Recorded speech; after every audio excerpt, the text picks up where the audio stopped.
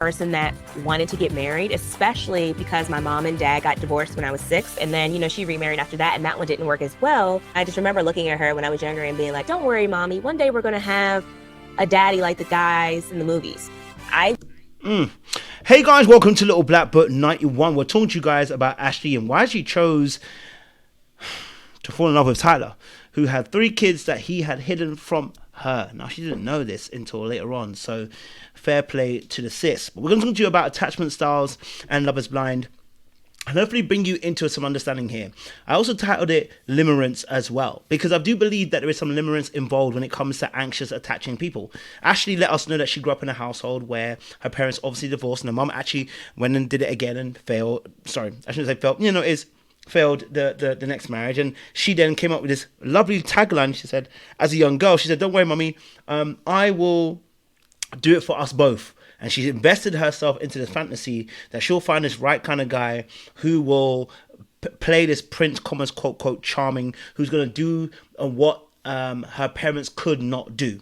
She was invested in the fantasy, which is why I went into limerence. Because whenever you talk about limerence simply is... limerence, in a sense, is a state of involuntary obsession, quote unquote, with another person. The experience of limerence is different from love or lust in that it is based on the uncertainty that a person you desire, called the limerent object in the literature, also desires you. Now, I don't think it's by any stretch of the imagination that we think that Tyler wants Ashley. I don't think that's a question indeed. So how does that play into limerence here? Well, it's the obsession part. It is a fantasy idea, because when it comes to limerence, what you must understand is that there's a fantasy-like aspect to the relationship, and it can often lead you down a road of building a relationship based off the limerence, not necessarily the love. You build a relationship based on the fantasy. I spoke about this when I said with Clay and AD that people build relationships from an anxious perspective based upon the fantasy and the potential of the person, but not looking at the actual emotional steps of what they've connected on. What are some of the emotional steps? Well, do they care about your actual wants and needs? Do they care about the little intimate details of your life? Do they care about your hobbies and interests? Do they actually try to resolve conflict? Do they create a judgment-free zone? Can they do the small talk? Can they do the big talk? Can they connect with you and get to know you on a deep level, right? And those aspects. And there's a few other steps as well that go along with that. And what it is to say is, when it comes to actually connecting with somebody, we must know that we have to connect to them on an emotional level, on a deep plane. Now, I've already done part 1 of this video where I spoke about that Tyler may be a dismissive avoidant, or at least an avoidant in some shape or form. Now, anything about avoidance is that their inconsistencies are what makes them attractive. In fact, that is why people call people who are more often not secure attachment, which is basically, when we talk about attachment styles, what we're really talking about is what John Bowlby and Mary Ainsworth came up with. Well, John Bowlby first and Mary Ainsworth. And it's literally the way that we attach in adult relationships. How do we emotionally connect? Okay, how do we emotionally connect in relationships? How do we behave when we are emotionally connected, or when we don't want to emotionally connect, right? How does that play a part in our behaviors? And one of the 3 attachment styles are insecure, and they are called anxious, dismissive avoidant, and fearful avoidant. I believe Ashley may contain more of the anxious attachment style, and the reason why is, if you listen to her story, she grew up in a household where there was potentially that her parents had split up. That's actually one of the quote unquote markers or core kind of trauma things that can happen to young children that can make them very anxious, right?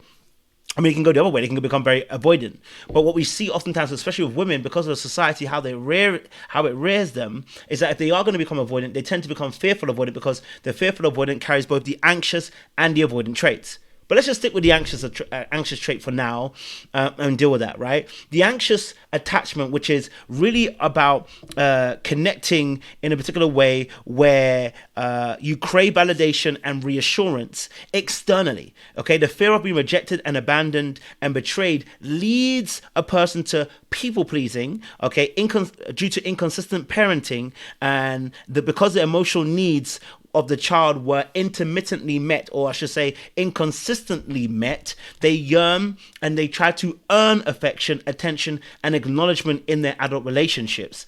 And so thus becomes the anxious attachment. Now, the reason why the insecure attachments of dismissive, fearful, and anxious are problematic is because when they meet people that are secure, it can be very difficult for them. Here's why. Because the security and the consistency actually airs out the inconsistency in the insecure attachments, making them feel boring.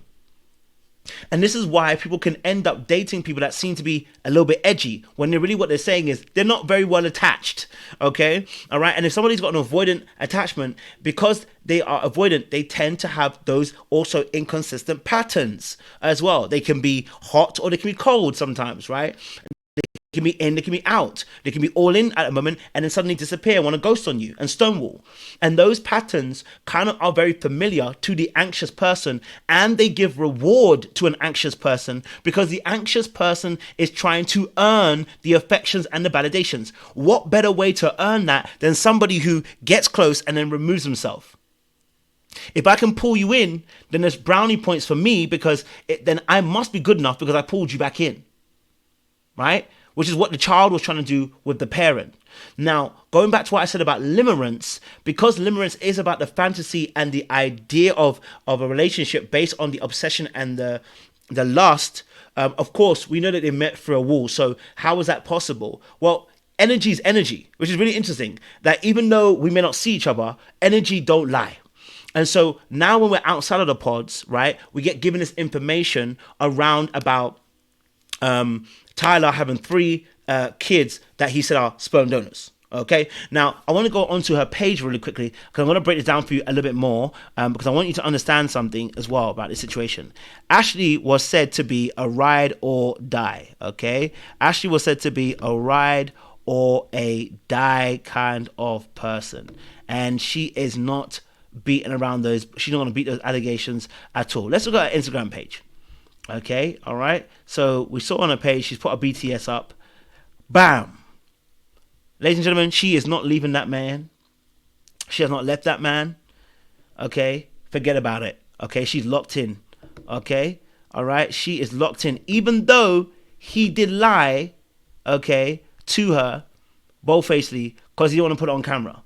But it was a bold-faced lie. Now, can relationships be revived after such a lie? Yes, of course they can.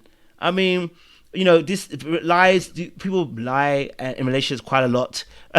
Not everyone does. I mean, people lie once in a while, right? But they're not usually this kind of gratitude, right? Or this kind of weighted kind of lie. I mean, they look good here. I can't lie to you. All right, they look really good here. Can't lie to you. They look like a very healthy, wonderful, beautiful couple. Okay, Ashley's one fine person. So he's a very handsome man. So the reality of the situation is that, you know, that people can lie. But the reality is when you find out a lie like this should disrupt your whole entire world. But it won't. It won't disrupt Ashley's world because remember, she's got the fantasy and the limerence. And unfortunately, again, remember they built a connection based on the emotional aspect. So it almost creates this fantasy emotionally, right? It's not always based on physicality. Sometimes it is just about the fantasy of being able to procure and attain someone. Now, I really believe taking a limerence aside, I think they generally built a real connection. Okay, but because somebody's anxious, what tends to happen is they abandon their wants and their needs. They take on the needs of the other party. They start associating their feelings based upon their feelings, making it their own. They seek external validation and reassurance, and so relationships become their limerence, or relationships become their fantasy, and they need it for the connection, safety, and security. Because their validation is coming from external, not themselves. They don't self-soothe by it very well. They don't know how to be alone very well. So they like to be with other people irrespective, even if it's carnage. Hence why fearful avoidance carries some of the similar traits as an anxious person, and why they stay in relationships way too long. Because they have not actually got in tune with their own needs and their wants. Okay, all right. So that's that. Let's go back to. I want to go back to Netflix and get to a clip that was here. The dad said this, right? Okay, this is what he said about his daughter. Now, as for me, I don't like ride or dies, but hey ho. How rough it was, and she just accepted me for everything. Like she's so genuine and so honest. I'm not saying because she's my daughter. but that's the total package. Yes. The Well, that's- brains, you know, everything. I That's mean, why I like, say she's strong. ride or die. Yeah, She's genuine. ride or My brother said, "Listen, ride or die." I said, "Aish, you know, I don't want to say ride. I don't like the term ride or die. It never bodes well. You know, it never bodes well to say ride or die. In that instance, because I feel like whenever you say ride or die, and we did a video on this, whenever you say ride or die, if you're riding, you're gonna die. And it really means oftentimes that we are willing to forego our own needs and wants in order to be a part of this partnership. And oftentimes we're going to die because we're not putting ourselves as a priority first. If you put yourself as a priority, you wouldn't be riding or dying, right? If you were putting yourself as a priority, you wouldn't be riding or dying. You get what I'm saying to you? Healthy love don't ride or die. You get what I'm saying to you? There's limitations to it, right? That I know I can love you, but maybe I have to love you from far. And so there's also an aspect as well. So when he said that's ride or die, I said, okay, that's it's giving much of the anxious attachment. They're likely to ride or die because they're invested with the fantasy rather than also the actual reality of their wants, their needs in that immediate moment, and what they actually want and need from the relationship and from the other party. And because just so they can feel secure and safe, they will rather have the connection with that person, even if that person isn't right for them. It makes them feel safe knowing that somebody can validate them, even if that may not be a loving way, even if the relationship may not be healthy but rather more toxic, even if the relationship is more based on obsession rather than actual love, even if the relationship is more about focusing on them being the perfect one and the fantasy of that, than actually being about the reality of what you're looking at in front of you, which is their behaviors are not matching what you want in a relationship, okay? And so anxious people become the Samson of their relationship. They're the ones holding up the pillars. And until they pull their hands away, will the relationship actually crumble. And so you are holding on to the relationship, actually going to hold on to this relationship, potentially. Again, I may be wrong. I'm going to give my opinion. So anxious people tend to hold on. They're doing Samson. They're holding both pillars with their hands. And because of them, that's why the relationship seems to last for so long. It is what it is. You know what I'm saying to you? It is what it is. Okay? So anyway, I'm going to love you and leave it there. Let me know what your thoughts are. If you do want some coaching around attachment styles, this is what we do. I have some emergency stops before 2025. Click on the link down below with a Q jump aspect.